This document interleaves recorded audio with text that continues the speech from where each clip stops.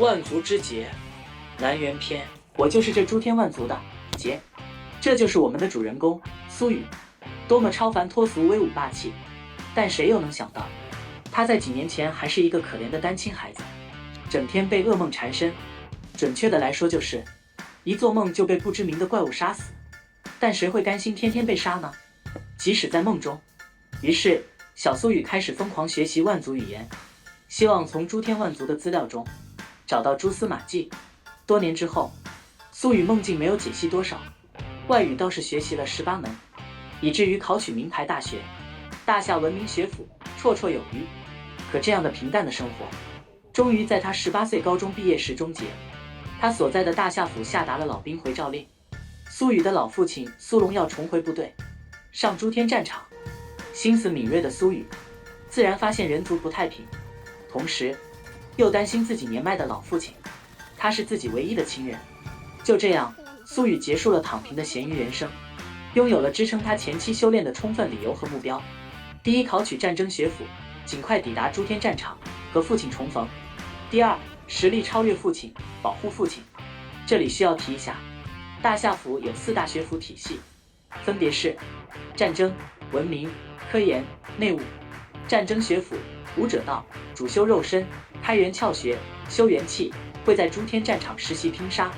文明学府，文明师，主修精神，开神窍，修精神力，多在后方学习研究。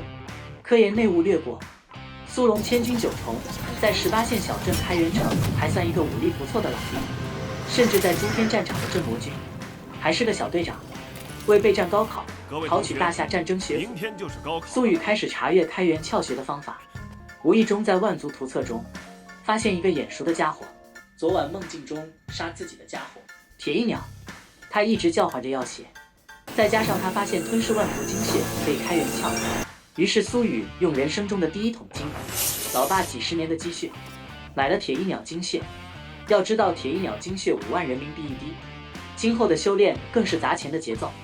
精血吞服后，主角苏雨脑海中金光乍现，金色图册出现，提供给苏雨用来初始修炼的内人诀，提升初始战力的撕裂技能。苏雨得到好处，马上又用学外语得来的功勋点换精血，这一点让他的老师一阵肉疼。功勋点不比人民币，是人族硬通货。此后苏雨利用精血急速开元窍，实力暴涨。好，乐意奉陪。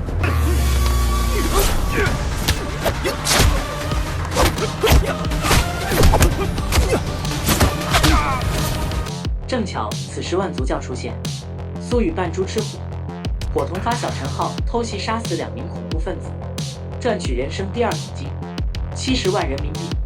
与此同时，苏雨的一位老师，曾经的一代传奇柳文燕，精神力巨献，从千军境界直接到腾空境界，击杀1名腾空恐怖分子，又阻挡小兵大部分攻击。但是对方还有一位腾空中期，柳文燕明显吃力，千钧一发之际，一把飞刀袭来，直接洞穿腾空期恐怖分子。随后一袭白衣翩翩的白风赶到，这是苏雨第一次见识到文明师的强大。同是腾空的白风，战力竟直接秒杀腾空中期的恐怖分子。为了尽快变强，苏雨高考第1志愿发生动摇，加之在柳文燕的忽悠下，苏雨拜白风为师，正式决定入学大夏文明学府。可能由于看见白衣杀敌于千里之外很帅，苏雨此后战斗以白衣为主，为的就是潇洒骚包。说起柳文燕千军直接腾空，需要介绍一下，战者晋级需要吸收元气或吞噬精血等，从开元、千军、万弹、腾空、凌云、山海、日月到无敌，相对一路稳而快。文明师则不同，要看意志之纹转化为精神力百分比，50%以后为养性，意志力存满后巨献，直接腾空，随后才要重塑肉身，到达凌云、山海、日月。同阶段文明师强于战者，但是前期和大后期文明师会比较艰难。书归正传，大战之后，白风用意志力为苏雨书写意志之文，一是师伯柳文燕的要求，教导苏雨；二是测试一下苏雨的天赋。也正是从此开始，本书爽点展露无遗。苏雨以精神力蓄满度时的条件下，成功勾勒血字神文。血神文主幻境，幻境刚出现的一幕，让白风撞破门而出，去找柳文燕算账。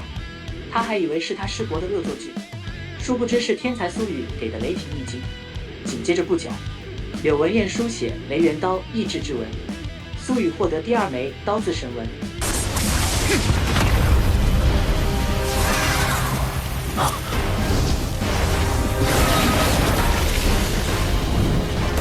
这就是九重雷刀的真正威力。实力增长的苏雨，马上又迎来了变强后的第1场正面实战，连同击风堂围杀万族教，以一己之力，以开元阶段越级击杀千军恐怖分子，又用血字幻境，配合队友击杀万弹境界恐怖分子。作战开始。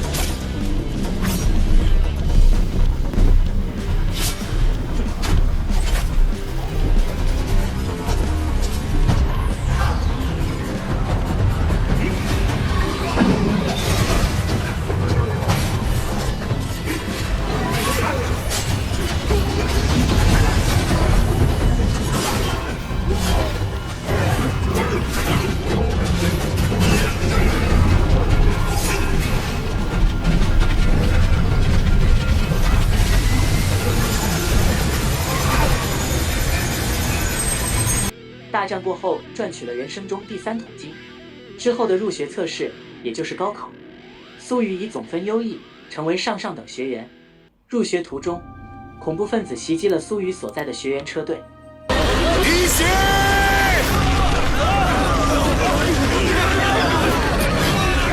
立正！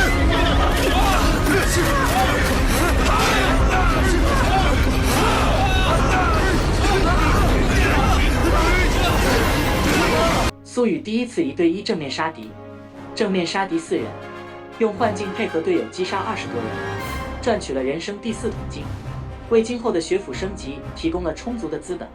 主角苏雨戏份足够之后，凌云境强者照例赶到。苏雨第1次见到文明师专属武器文兵，有了凌云强者加入，车队安全起来，顺利抵达大夏文明学府。但此时的大夏文明学府比起南原更加凶险。苏雨所在白风一系的多神文系日渐衰落，而死对头单神文系却如日中天。院长万圣天出新规，文明学府生源不限人族，扩大到万族，入学标准更高，学员竞争更加激烈。苏雨以上等学员入学，但蓄满度30还未入养性。要知道文明学府以精神力为主，大名头加弱，实力必然会遭到学员不满和挑战，再加上和传奇一代的柳文燕有瓜葛，当然还有5代正道离奇死亡，文明师南正道无敌的阴谋等等。下一期学府风云，再会。